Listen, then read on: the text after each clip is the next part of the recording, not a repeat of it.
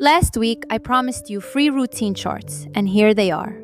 3 complete chart sets, each with 3 different versions, plus detailed age-specific guides. But wait, there's something critical that 90% of parents get wrong from day one. They choose the wrong chart for their child's age. A 2-year-old can't use a chart designed for a 4-year-old, and vice versa. This single mistake will cause the entire system to fail. In the next 15 minutes, I'll show you exactly which chart fits your child, how to download and print these free templates, and most importantly, how to handle the 5 most common problems parents face. Let's start with Chart 1, designed for children 18 months to 2.5 years old. This is the most critical stage for building routine foundations. This chart has 5 essential features. First, only 5 steps. Why? Because a 2-year-old's brain can only hold 3 to 4 items at once. More than that is overwhelming. Second, extra large, bold icons. These are big enough that your child can see them clearly from across the room. Young children need large, simple images to process information. Third, high contrast colors that stand out. The icons and background should be opposites, easy to distinguish, but not too bright or overwhelming to the eyes. Fourth, red circles for Velcro placement. This is the interactive part. Toddlers need to touch and place something to feel completion. And fifth, no text or just 1 to 2 words maximum. 18-month-olds can't read yet. They only recognize pictures. Don't use Chart 1 if your child is over 3 years old and can read. They'll find it boring. Your child needs more than 5 steps to complete their routine. This chart is too simple. Or, your child doesn't like touching objects. Some children with sensory sensitivities don't like Velcro. Each chart comes in 3 versions. The color version, full color, most attractive to kids. The black and white version, saves printer ink, or if you only have a black and white printer. And the blank template version, for you to add real photos of items from your home. Extremely effective for young children. Here's the 4-week roadmap for Chart 1. Week 1, familiarization only. Read the chart aloud to your child. Don't force them to follow it. Week 2, do it together. Before each step, lead your child to the chart. Ask, what's next? Let them point to the icon, then do that step together. Week 3, stand near the chart. Let your child check independently. If they forget, just point to the chart. Don't speak. Week 4, back off. Only intervene if your child is stuck for more than 30 seconds. Now, when your child reaches 2.5 to 3 years old and starts understanding more, Chart 1 becomes too simple. That's when you transition to Chart 2. What makes Chart 2 different from Chart 1? First, 7 steps instead of 5. A 3-year-old's brain has expanded capacity. Second, icons are slightly smaller than Chart 1, but still large and clear. Your child can easily see and identify each one. Third, text labels are required under each icon. 3-year-olds are learning to read. They need to see words to make connections. Fourth, uses checkboxes instead of Velcro circles. Why? Older toddlers need a clearer sense of completion. Checking a box gives them a feeling of control. And fifth, children can decorate the chart themselves. Add stickers, color the borders. The biggest difference between Chart 1 and Chart 2 isn't the number of steps or icon size, it's ownership. With Chart 1, parents are in charge. Come here, check the chart, do the next thing. With Chart 2, the child takes initiative.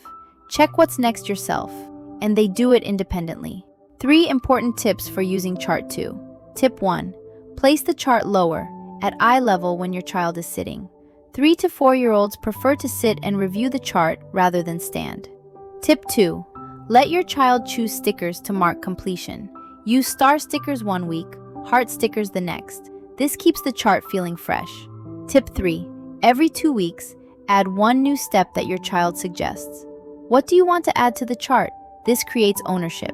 You know it's time to move to Chart 3 when your child completes Chart 2 without reminders for 2 weeks straight. Your child starts asking, "Can I do this extra thing too?"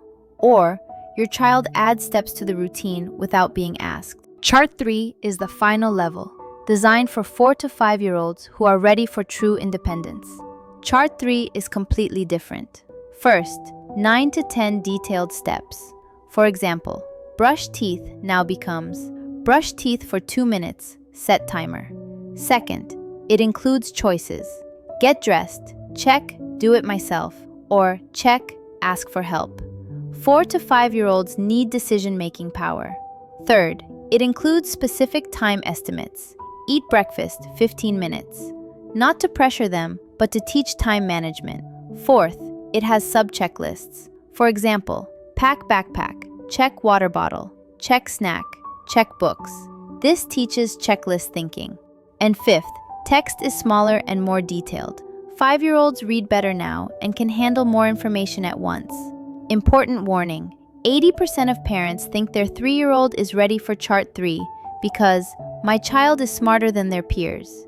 But Chart 3 isn't about IQ, it's about executive function, the ability to plan, manage time, and make decisions. If your child hasn't mastered Chart 2 completely independently for 2 weeks, don't rush. The goal of Chart 3 isn't for your child to follow the chart. The goal is that after 2 to 3 months, your child doesn't need the chart anymore. They've internalized the entire routine. The chart becomes training wheels, and you gradually remove it. You know you've succeeded when one morning your child says, "Mom, can you hide the chart? I already know it by heart." Now, how to get all these charts? The Google Drive link is in the video description. I'm opening it right now. In the Drive, you'll see 3 folders: Chart 1, Chart 2, Chart 3. Each folder contains 3 PDF files: color, black and white, and blank template. There are also 2 guide files: setup guide and troubleshooting checklist. Right-click on the file you want, then download. 100% free, no email sign-up required. 3 critical things when printing. 1. Use cardstock paper, 65 to 80 pound weight. Regular printer paper is too flimsy and wrinkles easily. 2. Print on high-quality setting. Don't save ink here. A blurry chart means your child can't see it clearly. 3. Laminate. This is the most important step. An unlaminated chart will tear within 2 weeks. You can laminate at Staples or FedEx office for $2 to $4 per page, or buy a home laminator for $25 to $40 if you're making multiple charts.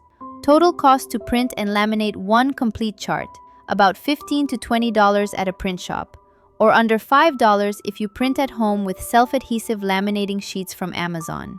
Chart placement determines 50% of success. Height from floor, 18 months to 2.5 years, 24 inches. 2.5 to 4 years, 30 inches. 4 to 5 years, 36 inches. The rule: at your child's eye level when standing. Best locations: bathroom door or bedroom wall near the closet. Use command strips by 3M to hang. They don't damage walls and are renter-friendly. Now, the 5 problems you will face and exactly how to solve them. These aren't signs of failure. They're mandatory parts of the process. Problem 1. Your child walks past the chart like it doesn't exist.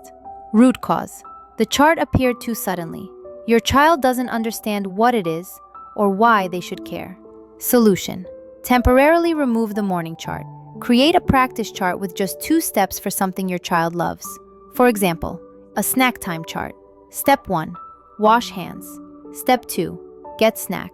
Practice this for 5 to 7 days. Your child learns what charts are. Then reintroduce the morning chart. Remember the snack chart? Now we have a morning chart. Problem 2. Your child looks at the chart, nods, then does nothing. Root cause: the chart has no function for your child. It's just decoration because you're still giving verbal commands. Solution: for the first week, you read the chart aloud. Let's see what the chart says. Oh, first is brush teeth. Don't say go brush your teeth. Say, the chart says brush teeth. Let's go brush teeth. After 3 to 4 days, shift to asking, what does the chart say next? This trains your child that the chart is the boss, not you. Problem 3. Your child completes step 1 and step 2, then disappears to play. Root cause: young children's brains can't remember a sequence of 5 steps. This isn't disobedience. Solution: return to the chart after each step, not after the whole routine. Do step 1, return to chart. What's next? Do step 2, return to chart. What's next? The goal isn't remember all 5 steps. The goal is remember the habit of checking the chart after each step. After 2 to 3 weeks, this becomes automatic. Problem 4. You have the chart, but mornings are still a battlefield. Root cause. You're running 2 systems simultaneously, the chart system and the parent command system. Solution. Commit to 2 weeks of chart only. Absolutely don't say, hurry up, go brush teeth, or get dressed, please. Only say, chart, or what does the chart say? Here's what this looks like in real life. Your child is playing with toys instead of getting dressed. Don't say, stop playing, we're going to be late, go get dressed right now. Do say, walk over calmly. Hey sweetie, point toward the chart. Stay silent. Wait. Point to the chart. Stay silent. Let the chart do the commanding. This is the hardest part. But if you speak, the chart loses authority. Problem 5. Week 1 and 2 were excellent. Week 3, your child starts ignoring the chart again. Root cause. The chart has become invisible. Human brains don't pay attention to familiar things. Solution. Refresh the chart every 2 to 3 weeks. 5 ways to refresh. Week 3 to 4. Let your child add stickers to decorate the chart. Week 5 to 6. Move the chart to a different wall at the same height. Week 7 to 8. Change how to mark completion. Switch from Velcro to sticker stars or to dry erase marker check marks. Week 9 to 10. Add 1 new step that your child suggests. What do you want to add? Then cycle back to week 3 and repeat. This keeps the chart feeling new for 3 to 6 months. When should you move from chart 1 to chart 2?